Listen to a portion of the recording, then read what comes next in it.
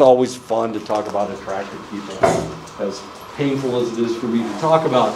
But they were doing some research looking at people in Ghana and people in the United States and whether they were happy with their lives. As confusing as all that is. So what they discovered was attractive Americans were more satisfied with their lives than unattractive Americans, which makes a lot of sense because you guys get away with all kinds of interesting shit that the rest of us can't get away with. So you guys are happier than everybody else.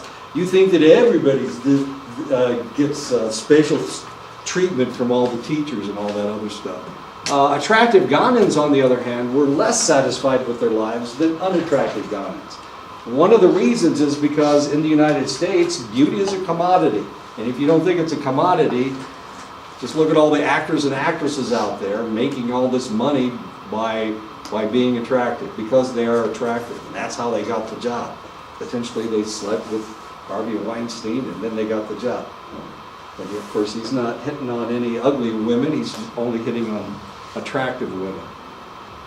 But so in the United States it's a commodity, but in Ghana it's not. So these guys were not as happy with their lives as unattractive people, as confusing as that is.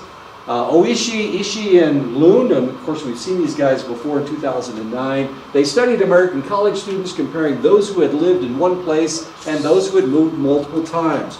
We're talking about Jeff right now. We're going to talk about Jeff, we're going to talk about my kids, because they moved. We moved a lot. Military people moved 17 times in 35 years. That's me, but I had to move my kids. I moved my kids from Lubbock, Texas to Zweibrücken, Germany, from Zweibrücken, Germany to Plattsmouth, Nebraska. And then I raised them the rest of the time in Plattsmouth, Nebraska, and then they went off to college. But they moved. If you think of most people, they stay in one place, and that's where they live as children. But of course, some military people move a lot. Somebody whose father has a job where they keep relocating him. Of course, they have to move from one place to another frequently. The movers had more conditional loyalty. Of course, they were. My daughter is a Cowboys fan. My son is a Pittsburgh Steelers fan. Why? Well, they moved around a lot, so they chose either the local team when they were thinking about football or whatever. Or they just chose a team that was good. And of course, one of them is a Steelers fan and the other's a Cowboys fan. But they used to live in Florida. Both of them lived in Florida for a while. My son was living in Los Angeles. Is he a Dodgers fan? Hell no. He's a Philadelphia Phillies fan. Is he a Los Angeles Kings fan? No, he's a Philadelphia Flyers fan. You know, all this interesting stuff. So his loyalty is relatively conditional because he moves from one place to another. They lived in Nebraska. If anybody's ever been to Nebraska, Saturdays, especially on football Saturdays, when the Cornhuskers are playing, everybody wears red. It's irritating as hell. I mean, everybody wears red. They have red blazers that they wear only on Saturdays. This kind of stupid stuff. So, and if you don't wear red and the Cornhuskers lose, guess whose fault it is? But and here I raised my kids in Plattsmouth, Nebraska, just down the road from Lincoln, where they play Husker football. And neither of my kids were Huskers fans until my daughter went to the University of Nebraska-Lincoln. And of course, at that point, she became not only did she become a Huskers fan, but she was allowed down on the field during games. Oh man, she just went crazy. Of course, she's only this tall, but she looks like a little kid, my daughter. She was a weightlifting coach. So she got to go down on the field, as much fun as that is. So we're talking about the kids that move around a lot, like my kids and Jeff. So they have conditional loyalty. Jeff considers himself from Texas, even though he's living in Arizona, and he's got his Houston Astros hat on. He's probably got his Texas sweatshirt. There you go. Okay. So yeah, it's conditional loyalty. They had more Facebook friends on campus because they move around a lot, so they have friends everywhere. They recognize their personality traits as part of their identity because that's how you survive, is by knowing who you are. Because when you move, all of a sudden you have to not only identify your personality, but potentially you can change who you are. Did you ever do that, Jeff? Moving from one place to Well, another? when I moved here, I lost my accent because it wasn't working out. Wasn't getting along with the natives or the Navajos here, so I just changed it to lose my accent. And so You lost whenever- your Texas accent? You had a Texas accent? Can you do one for us right now? Not on command. But whenever I'm at home, my mannerisms change. My dad says, and my accent comes back and everything. I act different than I would here over there. Isn't that interesting? How about you, Michelle? Up in Montana, do you talk different than you do down here? Yeah, Oh, because I sounded weird, and someone said that all Texas people are stupid, so I come. okay. Is that right? I didn't A few realize people all told me Texas that. people Oh, were okay. stupid. He's like, yeah, you don't know anything, and blah, blah, blah. Okay. And I just go along with that. Isn't that funny? So Michelle, up in Montana, you're almost Canadian, eh? Almost. I know you start over-pronouncing some of your vowels because, you know, you're up there, up near them Canadians where they all over-pronounce almost all their vowels all the time. I know. It's too funny. Okay, so you recognize your personality traits because you move around a lot. And like I said, you can change your personality. You can change things about you if you go from one place to another. So potentially these individuals had noticed that, and so they were very much aware of who they were because they moved around so much. And I think that's a strength. Personally, I think that's a strength because somebody that has lived the same place all their lives, they are whoever everybody else around them is. But these kids, of course, had an opportunity to change their personalities. They prefer chain stores. Why? Why? Why would you prefer chain stores if you move around a lot?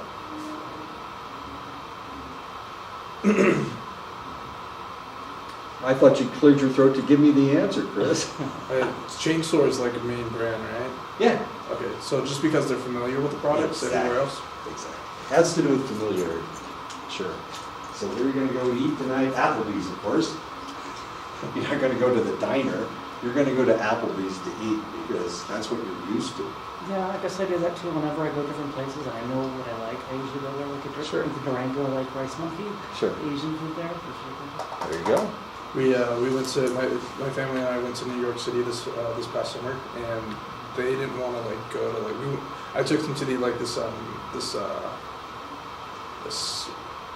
Japanese the Korean barbecue place, and then we went to a seafood place, and they didn't want, they just basically ordered like the American generic stuff Of course. which I found completely annoying. But you're more international thinking because you've moved around a lot and you've lived in a lot of different places. Okay. Yeah, that makes sense. You go to Germany, and what are you looking for? You're looking for McDonald's, of course. You go to Japan, all the food's so shitty. They have a lot of seafood. But so what are you looking for? KFC, of course. You're looking for KFC. You're looking for KFC in Japan. Can I ask you a question? Sure. Okay, so we have Trump that's over in China right now. I think so. Yeah, he's in China, correct. Yeah. Yeah, we got there yesterday. So he's talking like a whole bunch of smack about Kim Jong, whatever. And The North Korean. Yeah. Does somebody inform Trump, like the psychological way, like inform Trump that, hey, you know, this is how they respond, you know, it's always going to be this way, you know. It's not necessarily, you know, they really want war, you know, Right. because he's over there saying that their whole country smells like trash and gunpowder right now. You know, he's just really insulting because, you know, Kim Jong-un, whatever, you know. Kim Jong-un. Oh, okay. Well, he's over there like, he's got this cultural attitude of this is how you are, you know, this is how we're going to Sure. Trump. Somebody needs to tell Trump that. He won't listen, is his problem. He doesn't he doesn't listen to that kind of stuff. He doesn't believe in that kind of stuff. Trump's going to be Trump. And he thinks he can get away with it because he's always gotten away with it. Because he's a pretty person. Because he's wealthy. Because he's wealthy. Sometimes wealth trumps beauty. I mean, he's not the most attractive man in the world. I mean, here, look at the 3 wives he's had. Wow.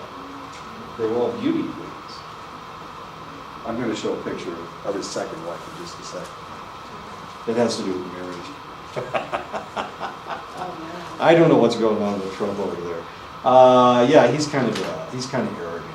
I mean, to say somebody's country stinks is probably not the smartest thing in the world to say.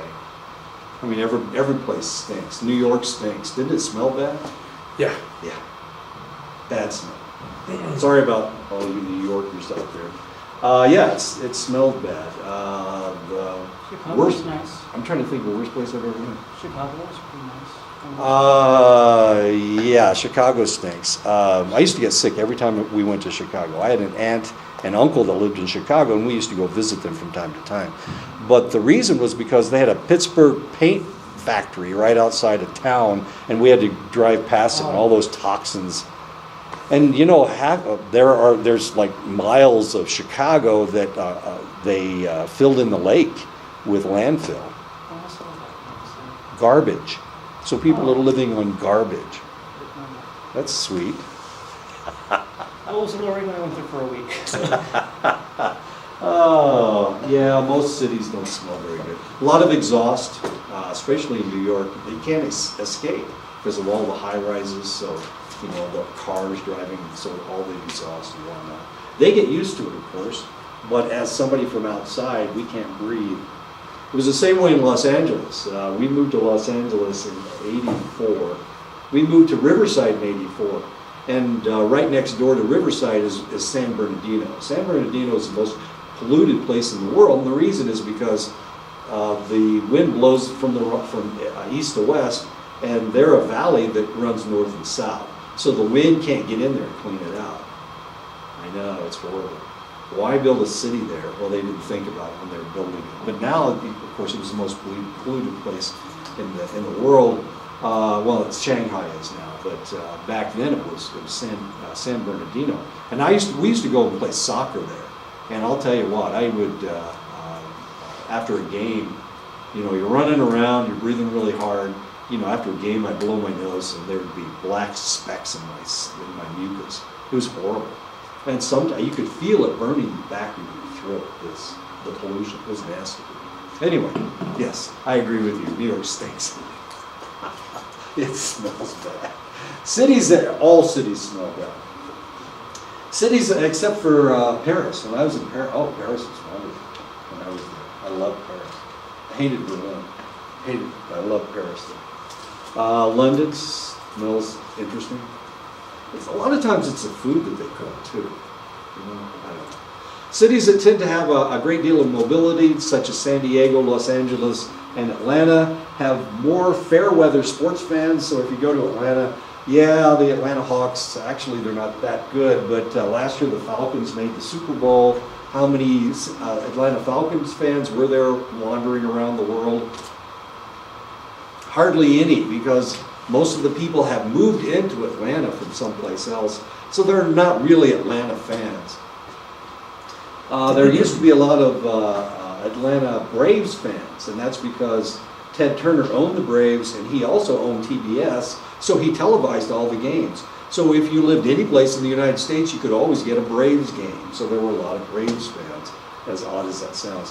Higher crime rates with less pro-community action in these areas because people are not as connected to each other. More large national chain stores like Applebee's and whatnot. And it's because of familiarity. It's what you're looking for. You're looking for something familiar. When you go to Germany, you're looking for McDonald's because you want something familiar. You don't want to stop at the schnitzel stand. You never know what kind of crap they're going to feed you, what kind of nasty stuff they put on their French fries. If you want ketchup on your French fries, don't go to Germany. They have their ketchup, it has paprika in it. Yeah, ooh, sounds great. It's also not runnier, it's thicker. So you know our ketchup, I don't know. Our ketchup is tomato ketchup. Tomato is their base, but then they put all this paprika in it. It's clear, so you can see through it. Are you getting the picture? It comes in a tube, okay? Not in the type of container ketchup comes in. Like me. So is it like a paste? It's like a paste, exactly. Thank you. It's like a paste. Okay. It's kind of interesting and nasty. Germany is where all the mustard comes from. I know. And some of their mustard is really, really good. Some of their mustard is hot. It's so hot. Oh my God. Who would eat that stuff? You eat. So you put it on your wurst, you put it on your sausage, and you take a bite of it, and it cleans your sinuses out, blows your sinuses out. You have this flame that shoots out of your nostrils. It cleans everything out. All the hair in your nose just melts. As much fun as that is. Anyway, but I love their schnitzel. I love their schnitzel. And I love their wurst. That's their sausage. Wonderful. But you have to develop a taste for it, and that's one of the problems. If you move someplace, you need to develop a taste for whatever food they have in the area. Okay. Yeah, it's never going to happen. It's never going to happen. I can promise you it's never going to happen. This itinerant lifestyle may make the United States culture different, and that may be one of the reasons why we're so open to new people, to new friends.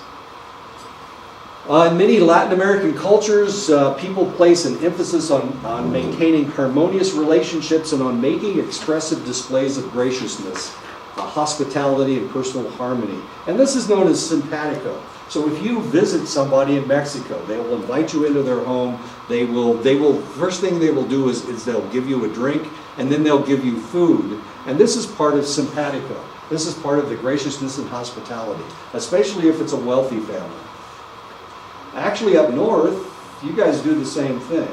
If somebody comes to your house, you give them a drink of water. You give them water. They do. Maybe you guys don't know. Yeah, so if you go into somebody's house, they offer you a glass of water. Or they offer you a drink. And it's the job of, especially if you're an elder. And that's one of the reasons I was so shocked when I came down here. Here's Wilson sitting there, he's got nothing to drink, and I'm thinking, oh my God, how could this happen? Who's doing this?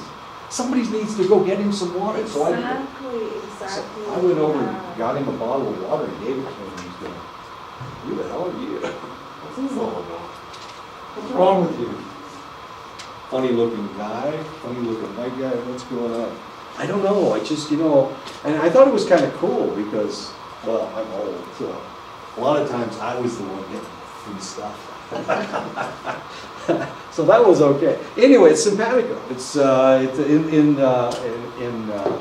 Latin countries, in South America and Central America, it's known as simpatico. It's really kind of cool, especially if it's a wealthy family. They'll try to feed you. They'll give you whatever it is that you want to drink when you come into the house. They'll ask you to sit down in the nicest chair in the room.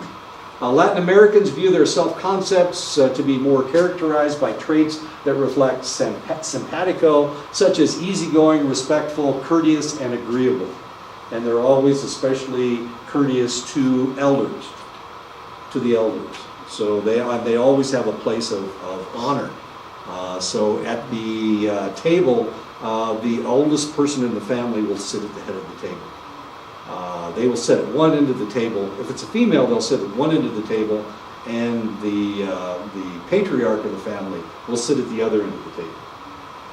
Latin Americans also expect interactions with others to be dominated by positive social behaviors and to have fewer negative social behaviors compared with the expectations of European Americans. They will always be polite. And they assume that you're trying to be polite. If you've ever watched any of this stuff on the movies, if you're talking about a cartel, even if the individual that is being invited into their home is a policeman, they will always treat them nicely. And the reason is because of simpatico. They will never insult them. They will try to make pleasant conversation. They don't raise their voices. This is not simpatico, of course.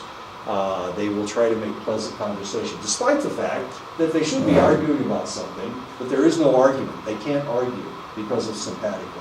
There's a song about simpatico. Do you guys know what I'm talking about? You know, Go ahead, I've sing heard it, it. Jeff. I've heard of it, but I don't know. It's- I've heard it, but I don't know the name of the Yeah, person. yeah. I know you're talking about. It's on a crazy movie. I Oh. think. No, that was Dumb and Dumber? No, not that one. But One of my favorite the movies. Wiener Schnitzel was on Dumb and Dumber. Oh, was it? Wiener Schnitzel is sausage, but Schnitzel is beef. Usually it's beef. Sometimes it's pork, but usually it's beef. Schnitzel with, and sometimes it has breading on it, and sometimes it doesn't. Zigeuner Schnitzel is schnitzel with a vegetable sauce. It's really good. Zigeuner means gypsy. Zigeuner. Okay. So Zigeuner Schnitzel is actually gypsy schnitzel. I know it's got all kinds of interesting colors. The Germans are about the most boring people in the world. Everything in Germany is brown, gray, and olive drab. I mean, it's just the dullest country I ever saw. So, and the reason they call Zigeuner Schnitzel isn't because the gypsies make this sauce. It's because it has colors.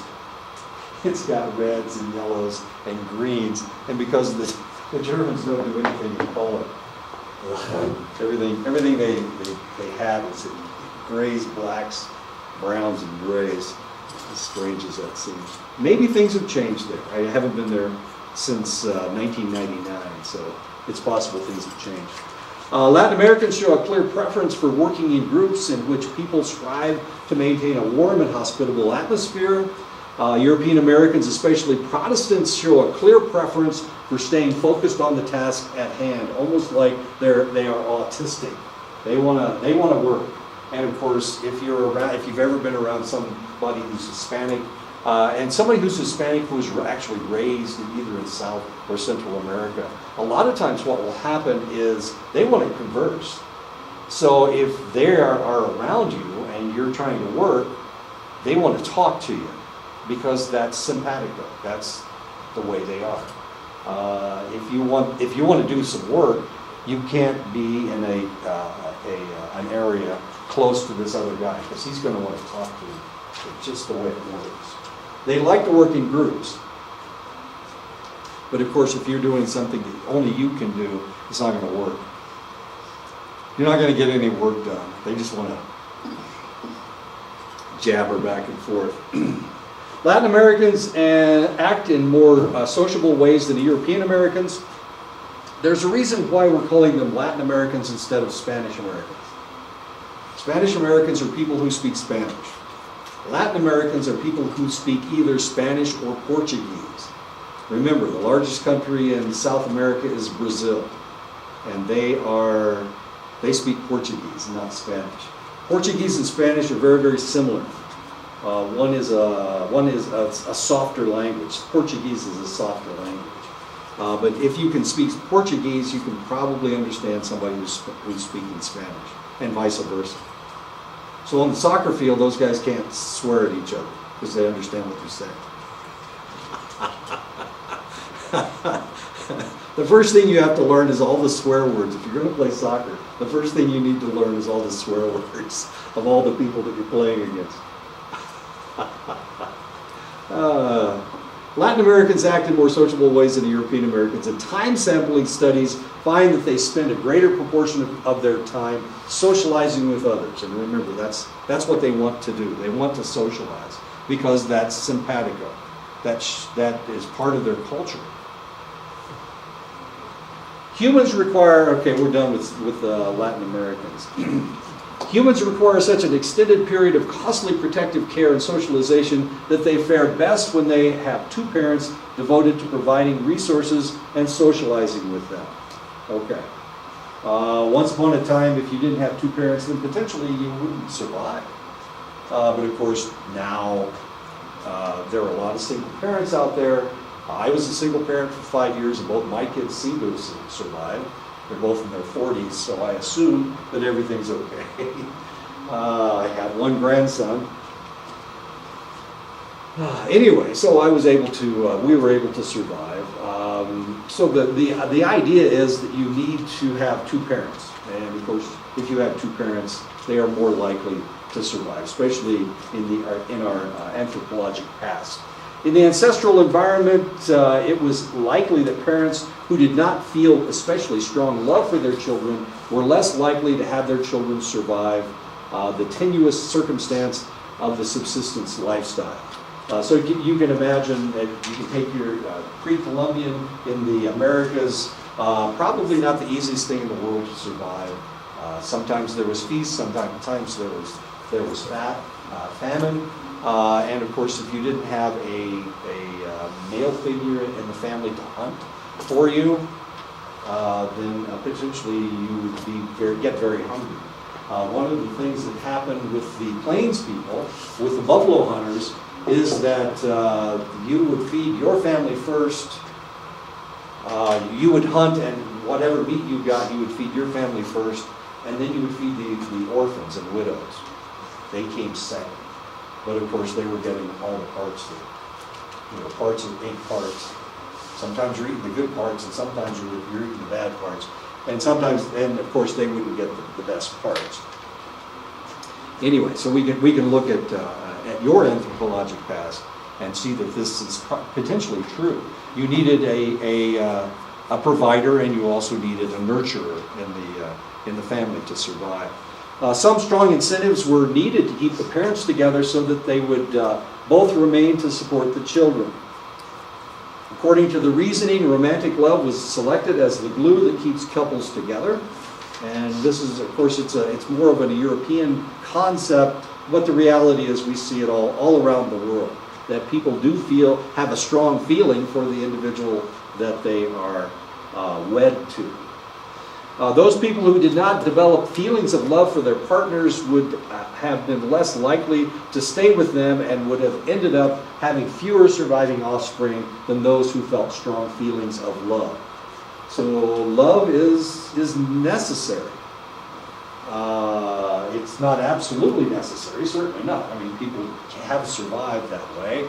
I worked with a lady when I was in the service. She was Puerto Rican from New York City, as a matter of fact. She was one of 6, and her mother gave birth to 6 children, and there were 6 different fathers of the children, and she had never been married. I know, kind of an interesting situation. They weren't very well to do, obviously. I say obviously, it's not really right. But she was the oldest one in the family, and she joined the military in order to survive, I guess. But it took one mouth away from her mother, who was trying to support, all of these children. She would have boyfriends who would be around and would help feed the family, but she never got married, as interesting as that is. So, this is not absolute. Obviously, it's not absolute. You don't have to get married. You don't have to fall in love with the person that you make babies with. You don't even have to stay. That's what's going on with my daughter and the father of her child. They've never lived together since the baby was born. Yet the child is surviving.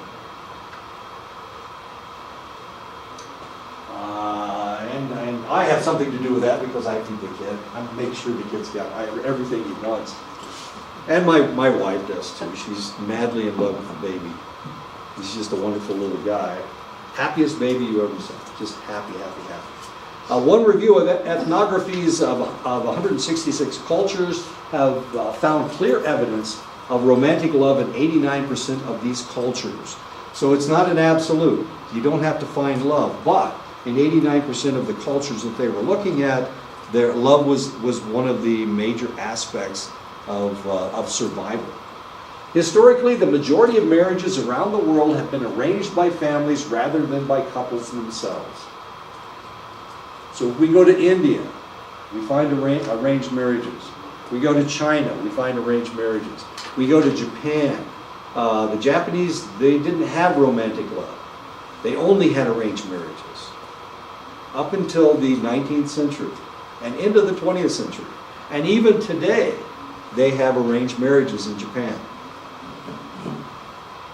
They only had arranged marriages for a number of centuries, and because of that, they lost their pheromones.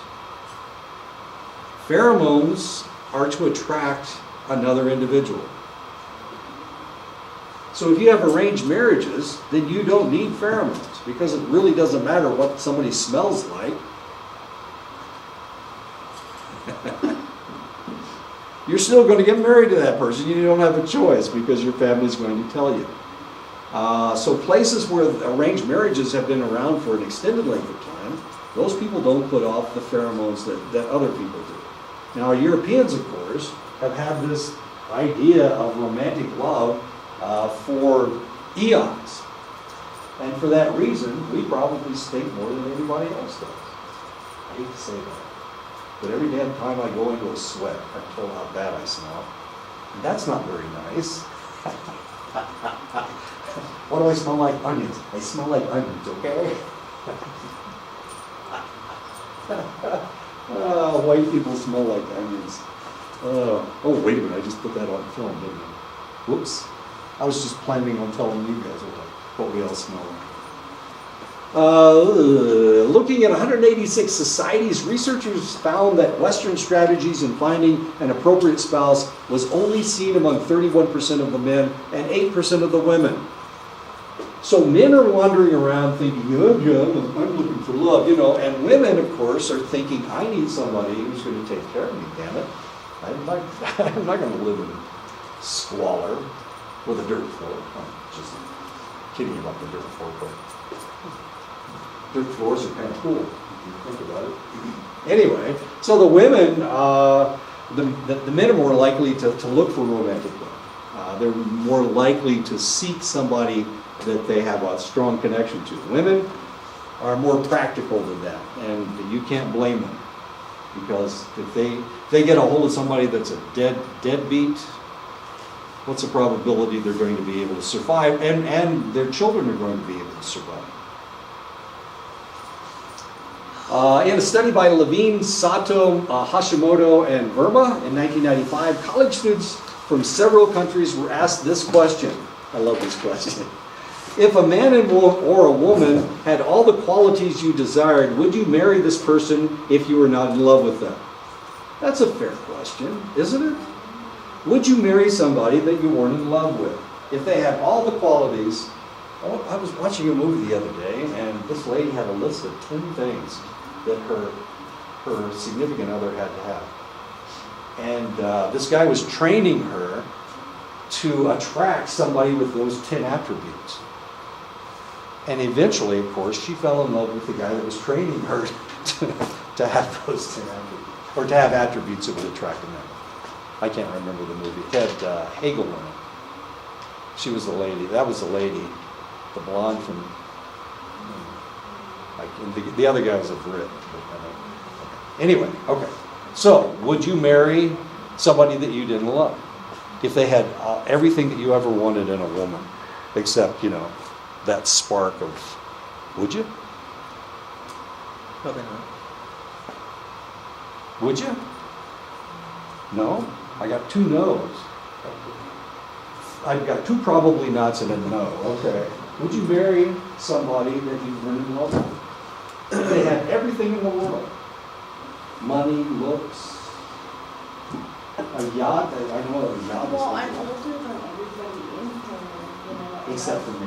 Yeah, and I've kind of gone through my life, and these guys haven't, and so, if me and my husband did divorce, yeah, I would, but then that's where a lot of the black widows come in my women too, so that's what I'm kind of. Black widows. Black widows. Did you hear what she just said? She's going to kill her husband. No! That's what I heard. No, I'm doing my research paper. I know you are. You're so. scaring me now, okay? How about you, Michelle? What would you do? Would you marry somebody you didn't love? No, because no. Okay. No, I've got, so nobody would. We're Americans, though. We're Americans. There's something wrong with us, obviously. We're not Indian. So we're all no's. And what we're going to find out is that's about the way it works, except for Andrea, of course, who's going to kill her husband and No, steal I'm all of his not. money when she gets. I'm doing my paper on, but I'm saying that's what leads up to people who start, Sure. Greed. Yeah. Yeah. Too much greed out there. Half of the students from India and Pakistan said that they would marry the person, and 1/4 more were undecided. That means 75% of the people from India and Pakistan, where they actually do have arranged marriages, would be willing to do that. 75% of them. That means only 25% were looking for love.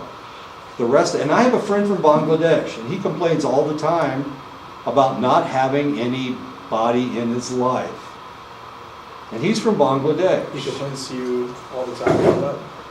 I'm sorry? He complains to you all the time about that? All the time. Oh my God. He was my student, and I was his advisor. This is in Ashford. And I convinced him that he needed to change his major. So he was coming into my office almost every day, telling me about cricket, complaining about the Bangla cricket team. Oh my God, I got to hear his whole life story. At one point he was having dreams about, he's going to watch them. At one point he was having dreams about his father who had just died, and he thought that his father was a ghost. And his father was telling him he needed to be more religious. So I'm not the person to ask about religion. He wanted to know what to do and how to get rid of his father's ghost. Oh, jeez. But one of the things he complained about, and he said, what do you think about this lady? I feel bad when I said. We're all teasing you anyway. So, We all love you. Except Jeff, of course. He's going to because Brandon's face, he looked at me, and it just looked like his whole perspective of me, kind of changed in that very instant. he's a funny guy. I just had to clarify, what do you mean about that? And I was like, oh, okay. So, She's going to become a spider. No, Develop well, all those legs. there was this lady that married this really ugly guy, and he was like really fat and everything, and older. What, the Adams family? yeah, I was just about to say the same thing. Adams family? Is that taking the shaking of the Paid her a $26,000 monthly allowance. $26,000. $26,000. So much I make a year. And it just got to the point where she wanted more and more and more and more. And she had her girlfriend kill him. And, so she was like a true black widow, And I mean, like, I would take that back, I believe in true love and everything, But only with your husband. Yeah. Like there's anybody else out there that could I mean, possibly. I try to say, But I'm was never talking to him again and blah, blah, blah, and we went like a whole week without talking last Oh my. week. And I got lonesome and I was like, so I guess I didn't care. She's always Michelle. You can always talk to Michelle. But he was in She won't talk DC. back. Yeah, she listens to Did she talk to you also? She just comes to my office and lets me. So the guy from Bangladesh, so he keeps asking me about these girls, and he says, "What do you think about her? I'm attracted to this woman." Of course, I know. So this is one of my students, and I was walking up the aisle and talking, and she was taking birth control pills, and I'm thinking, should I tell him? This is when she was a freshman. She was just a baby, and here she is taking birth control pills. Should I tell him that this lady's having sex with her boyfriend? I don't know. She's got a boyfriend. She wasn't just taking birth control pills for fun, she had a birth. Well, birth control pills control acne Oh, and that's true. other things too, you know. She talked about this. So that could have been a rumor. And you could, I don't know what's going on. No, the way she talked, yeah, she was, and she talked about her boyfriend all the time. So, well, I'm not gonna tell you his name, but this poor guy, and he kept going, what do you think about this lady? What do you think about this lady? And I'm thinking, geez, why do you want to hit on the people that don't care about you? I mean, there were girls that thought that he was really neat and funny and attractive. Did he hit on any of those ladies? No, he hit on the other ladies. He hit on the ladies that rejected him. That doesn't make sense. Why do we do that? What's wrong with us? Anyway, Unrequited love? unrequited love. Big self-esteem. He was in love with love, is his problem. Did you give him a big self-esteem? Who, me? Yeah. Well, I told him he was a good student. I guess I gave him a self-esteem. But as far as romance is concerned, I can't do that. I mean, there's nothing I can do to help his self-esteem. To convince him that, yeah, this lady, boy, she really missed out when she rejected you. No, I shouldn't do that. No, but I did tell him, and he lost his visa, and he had to go back to Bangladesh. Where's that at? Bangladesh? India's here, China's here, Bangladesh is right there. It used to be East Pakistan. Pakistan's over here, but this was the eastern side. See, what happened was in the 1950s, or late 1940s, early 1950s, India used to belong to England, and then the English pulled out. And when they did, they thought that there was going to be this huge bloodbath between the Hindus and the Muslims. And there was, to some extent. Now, it wasn't that bad. It wasn't as bad as it could have been. So the Muslims all went to Pakistan and to Bangladesh. They all went into the corners. And the people that stayed in India were the Hindus. But there's still like, I don't know, 20-30% of India is Muslim. But most of the Muslims went to Pakistan and East Pakistan. And then East Pakistan, since Pakistan had all the money, and they were taxing the people of East Pakistan, they weren't getting crap. The East Pakistanis decided that they would become their own country. And they rebelled and became Bangladesh.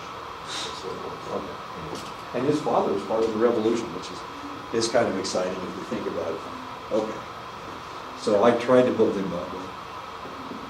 I talked about cricket. He was a really good soccer player, but he didn't play soccer, which seems kind of odd. Over 80% of the Americans, Britons, Australians, and Latin Americans said they would not, and only they would not fall in love with this individual. And only a small percentage, less than 5% of these countries said that they would marry the guy that they didn't love. So you guys are part of that group. Probably not, no. So yeah, and I wouldn't either. Okay. I've been married 3 times. And I was in love 3 times. I loved my wives at least three. That doesn't make any sense, does it? Anyway. And I grew up in the 60s, because in the 60s things were different. The identical question was posed to American college students in 1967. I was an American college student in 1967. Well, in September of 1967, 65% of the men, but only 24% of the women said that they would not marry someone they did not love. And this is according to Kephart in 1967. 65% of the men, that means 35% of the men would marry a woman that they weren't in love with. Okay, that's what it means, as odd as that seems. Now, of course, it's 80%. And, it's 80%, my goodness gracious. So see, things have changed over time. So there were a lot of people that were being married in the 60s who weren't in love with their spouses, as odd as that seems. However, in the 60s, you have to remember that in the 60s, you couldn't get a divorce. Yeah, you couldn't get a divorce. It was against the law all over the United States. It was against, everybody's religion. So there was no divorce. And they didn't start the mass divorces in the United States until the late 60s, early 70s. So people were living in households where the mother and father got married. Maybe they were in love in the beginning, but now they weren't anymore. But they couldn't separate. They couldn't get away from each other. So they had to stay in the same household. So there was a lot more of this back then, as odd as that seems. And the United States hasn't always been the way it is today. There he is. This is Marla Maples. That's Donald Trump's second wife. The likelihood of a culture favoring arranged marriage is not determined randomly. It appears to relate to the dominant kind of family structure in the culture. Okay, so you guys have a culture. It's not the same as American culture. So what kind of marriage do collectivist American Indians like? Good in 1959 proposed that romantic love would become more important in cultures as the strength of the extended family ties became weaker. Now you guys have strong extended families. You have the clan system. So potentially romantic love isn't as important in this culture as it is with the Europeans, potentially, according to Good. The powerful feelings of romantic love could be somewhat irrelevant or even problematic for marriages in cultures with strong extended family ties. Because in cases of strong extended families, most of your marriages are going to be arranged. Most of your marriages are going to be arranged. The Western ideal of romantic love, characterized by the intense feelings and mutual absorption, could be disruptive in cultures with large kin networks because such feelings can interfere with people's abilities to respect the wishes of their family members. So if you are in a family where you had to ask for somebody's hand in marriage, you had to ask your parents, but if they thought it was okay if you married this guy, this individual. No, what I'm saying is that if you were in that kind of a situation, then you were less likely to go against your family's wishes. You had a large extended family. And I've heard stories, not especially here, but I've heard stories of individuals who said that they married somebody that their parents didn't like, that their grandparents didn't like, and now the cousins aren't talking to them, or the aunts and uncles won't have anything to do with them. I've heard these stories. Can I tell you a really loving Navajo story? Please do. I Okay. need to hear Okay, I heard this from my team builder. He was telling me that his grandpa was waiting for his arranged marriage wife to show up. And he didn't know how she looked, he didn't really know who she was or anything, And he was in love with this other lady. Well, this lady was coming over on a horse, and they're gonna get ready to get married. And this young lady steps out in the middle of the path and tells that lady, "You're not marrying him, I am. You need to go home." And so that other Navajo lady that was supposed to arrange marriage him went home, and he got to marry his true love. It's true. Yeah, I think that's I neat. think that's really neat. That's really neat. Why didn't that ever happen to me? Oh, because I live in the wrong culture, I guess. An analysis of data from 100, I can't imagine. See, you guys know the story of my first wife. Can you imagine if I had to stay with her? And they had just passed these divorce laws in the late 60s, early 70s. I got divorced from her in 73. Yeah, 73. I know. Why did I have to stay with that crazy lady? She is crazy. I know, it's distressing, Brandon. We've had this conversation. He's upset with my first wife, too. We'll see you, Brandon. See you. What if I had to stay with her? Maybe it would have been What? good. right? You would have worked everything out, everything would have been just fine. You Oh. could tell they're crazy. Oh, no more crazy. That would have been great. I would have had to have hid my softball bats. I would have had to cook all the meals because sometimes she dumped it on my head.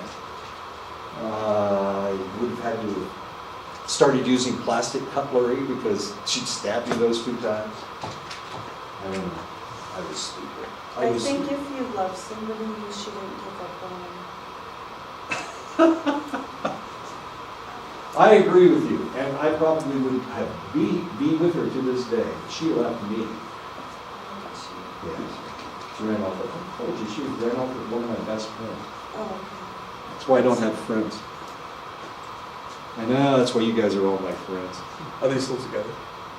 I'm sorry? Are they still together? Oh, hell no. My God, let's see, I was her first husband. She married a truck driver, she married a cowboy, she married a Hispanic gentleman who was a railroad worker.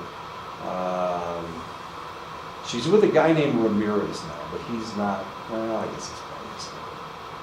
And I don't know, oh, he's a one-armed auto mechanic.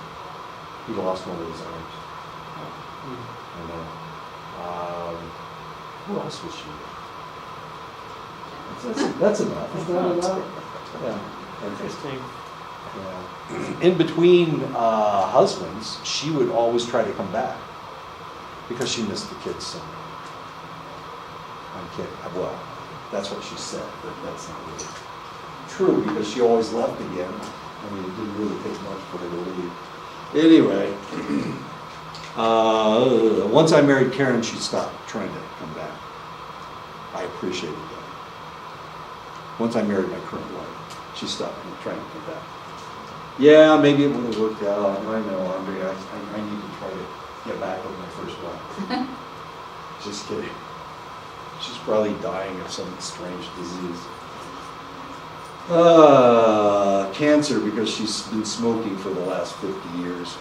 An analysis of data from 117 non-industrialized societies found clear support for Good's hypothesis. Marriages based on love were more likely in cultures with nuclear family structures than they were in cultures with extended families. So he's right. He's right. So this, because you have extended families, arranged marriages are probably a little bit more stable in this environment. Love relationships because of the extended families, because you got everybody getting to tell you whether you should have married that person or not. Maybe, and of course, your family complains about your husband sometimes, don't you? Yeah. That's understandable. I can understand about a Blackfeet complaining about another. publish that.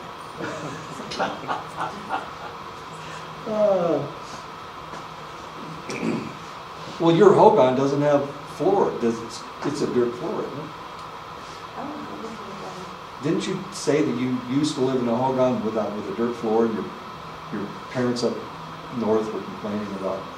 No, we don't have electricity and water. Well, you don't need electricity and water. That's not important. I'm kidding. It's really important. I complain every day when my electricity goes off. You remember what happened the other day? I mean, Okay. we have the electricity, but we just have Many arranged marriages start out with no feelings of love between the couple. However, in time, of course, the husband and wife begin to develop strong feelings for one another. So they go from point 0 to point, 15. And wow, that's a lot. What's the difference between 0 and 15? It's an infinite number because there is an increase and you started at 0. A good analogy is getting a pet and developing strong feelings for the animal the longer that you have it. Margaret brought over a dog. Margaret Meyer, the lady, the cat stealer. She brought over a dog and she said, I want this dog. And I thought, yeah, I'll take the dog. And it was an ugly little thing. I mean, an ugly little dog. And it didn't take more than a couple days before I'm thinking, that's the cutest dog in the whole wide world. I just love that dog. And I still love it to this day, of course.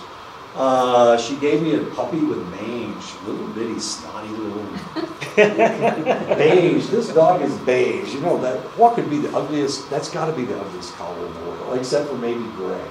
But here's I got this beige dog, this little boy beige dog. He's got mange, so he's bald-headed. You know, as attractive as bald-headed people are.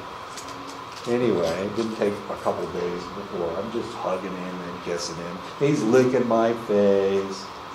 I know. Do you still have him? I do. He's in my house right now, probably tearing up my couch, chewing on my couch or something. I know. I'm a sucker. I know I'm a sucker. I recognize it. But you know, he's so cute. I mean, they're just so cute. And they can be the ugliest dog in the world or the ugliest cat in the world, and now all of a sudden, they're your favorite creature of all times. People in arranged marriages describe, and of course we do the same thing with our spouses. They can be the ugliest spouse in the world, and eventually you develop all these feelings for them. People in arranged marriages describe their experiences in a similar manner. The individual approaches a person as his or her new spouse with the expectation of eventually falling in love. With time, they usually do fall in love. That's just the way it works. And it has to do with propinquity. You're near these people, and the more you're near them, the more you like them. It's like you guys. I hated all you guys before. No, I'm just kidding. What is that called? Propinquity means being close to somebody.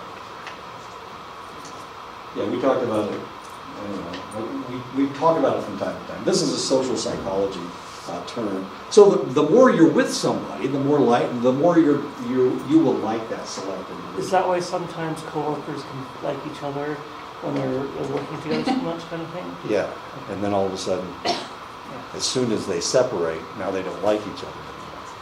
And then they start fighting over money and arguing over bucks. You bet. That's the way it works. And of course, I have this problem, and I don't know why I have this problem, but I love all my students, and the reason that I love everybody is because I get to talk to you, and you talk to me, and we've got this, the simpatico going on, these feelings going on. And I admit it, I'm probably the only one that talks about how much I love my students. Probably. I'm guessing Sarah doesn't talk about loving her students. She's a lot younger than I am, she's female, so she really can't talk about that stuff. I'm an old fart. You're probably the only instructor where your students want to chase you home. Exactly. Get your exam done. Damn. This is a rough life. Aren't you going to miss this next semester? You're not going to have this kind of a connection between any of your instructors, probably. I guess. Probably not. There knows to be a big class. Yeah, you're going to be in a room the size of a basketball court. With the abysmal failure rate of Western marriages, the assumption that arranged marriages are miserable is probably inaccurate. And we do. It's like over half of marriages end in divorce. And of course, I've been married 3 times, so I have nothing to talk about.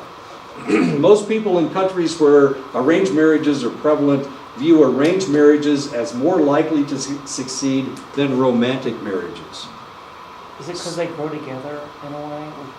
Well, they have to stay together. They know they grow together as a couple, and then we get better at it. Not only that, the society supports them. If I get married, in this society, who supports me? Well, maybe my mom liked the lady. Maybe not. Maybe my dad liked the lady. Maybe not. Certainly my aunts and uncles could give a rat's ass whether I'm married to this person or not. But in a collectivist society where they do have arranged marriages, it's the community that gets together and sticks these people together. So they support. With our culture, I'm starting to notice, because we're with the Crazy Dog Society, and my uncles, they're all in it, and they tell me, this is my wife, my society wife, but over here is his wife. His real wife. Yeah, and I'm like, I wonder if that's how it was like long time ago, and like, it's so weird. It's still that way to some extent. People will, at work, they will have an opposite sex or the same sex individual that they are really close to. And that will be their work spouse. So they support each other, just like a spouse would support another spouse. So, that's very real. So it's very possible that makes a lot of sense. In the Mormon religion, if you know anything about the Mormon religion, they don't have plural marriages anymore in the mainstream Mormon religion, but they have spiritual marriages. So should you get jealous if your husband has a work one? No. Okay. Unless they're able to fix. Yeah. I've had work wives. And not only did I not mess with that person, but I was probably the last person that person would mess with. So, but we were really close, and we supported each other. But so I've had work spouses, which isn't easy because I move around.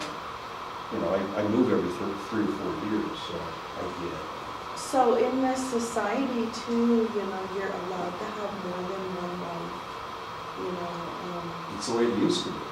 Yeah. You guys had, what, 4 wives? Isn't that the way the black people were? Yeah, something like that. Well, anyway, one of my uncles was trying to, this Gilligana lady came in and he told her he wanted her to be his wife too, but he wanted his wife over here too, and he was actually going to bring her into the home and she was going to live there, and his Blackfeet wife was like, oh, no, I don't think so, But he was trying to get that. So there's still a lot of Blackfeet men that try and have their couple of wives, Have their cake and have another cake at the same time. Yeah. It's crazy. Right. Oh, did Navajos do that? Did you guys do that? Yeah. More than one wife? Sana Omen hat, sorry, not good. Like some class, crash class, but there was a lot of that. So maybe us natives are like Mormons. Or maybe the Polyamorous? Mormons are like us. Polyamorous? Polygamous. Polygamous, I use all, Polyamorous. sorry, I was That's looking okay, at what? Yeah. Yeah, I know. That's kind of interesting, isn't it? It's interesting to me that you call her a Belladonna, since you were talking about a Blackfeet man. I guess that's the last thing in the world you would call that lady to be a Belladonna. I know, well, I don't know. I'm starting to think I'm almost fluent now. Oh my goodness gracious. We're all PVC. We're DKC. Is that Michelle's fault? Yeah. You talk to her too much. Next time she comes to your office, go, oh, I've got a meeting somewhere. I'm taking a weaving class, and that weaving lady kept calling my hand PVC. And I was telling her about it. Because my hand wasn't weaving right. Like you hear DKS, but you don't hear DKC. I found your mother-in-law, I'll slap your hand with this and I'll call it DPC or something.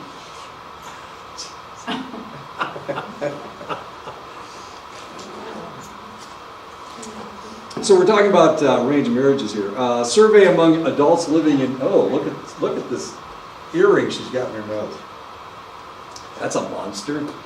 A survey among adults living in various urban centers in India found that 74% of men and women believed that arranged marriages were more likely to succeed than love marriages. So they actually thought that arranged marriages were more successful. There is also evidence that those in arranged marriages are at least as satisfied with their marriages as those in love marriages. Turkish couples in arranged marriages have been found to be as much in love with their partners as couples in love marriages. And this is according to a study done in 1999. Members of the Unification Church, if you know anything about the Moonies, these guys were real prevalent back in the 80s and 90s and in the early 2000s. And then Reverend Sung Young Moon who was Korean, died. And he was supposed to be the brother of Jesus, or the cousin of Jesus, I don't know, cousin brother, I don't know what the hell's going on with these guys. Anyway, they used to have these mass weddings. Look at this. Thousands of people would get married. And if you got married with all of these people, it was supposed to strengthen your marriage. The more people at your wedding who were getting married to, just think of all the love in this room, you know. But these were all arranged marriages, as odd as that seems. And sometimes these people didn't even meet each other until their wedding day. And they would just kind of pair them up. You know, it'd be like you're walking along and there's a line of women and a line of guys, and whoever you end up with is the lady that you're married to, and the guy that you're married to.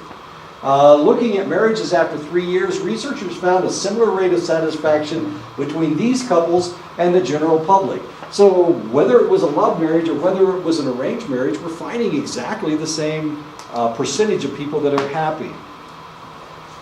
Men in Japanese arranged marriages were found to be more satisfied than those in love marriages.